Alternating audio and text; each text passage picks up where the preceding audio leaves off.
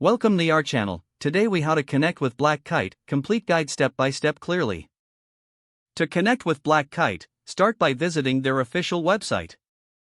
Look for the contact or support section on the homepage. Click on the link to access contact information and resources. If you are looking for specific information or services, explore the services menu. Select the relevant category that best matches your needs. Review the details provided to understand what Black Kite offers.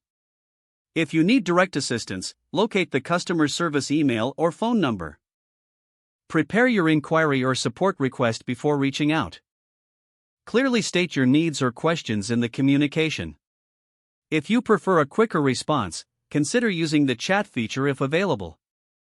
Be sure to provide any necessary information that could help expedite your request. Once submitted, wait for a response from the Black Kite team. Check your email frequently for any updates or additional questions they may have. If you haven't received a reply within a reasonable time, follow up with them. For more detailed inquiries or partnerships, look for a dedicated contacts page. Identify the appropriate department for your needs, then reach out accordingly. Inquire about any webinars or events they might host for further engagement. Stay active on their social media channels to receive updates and new information.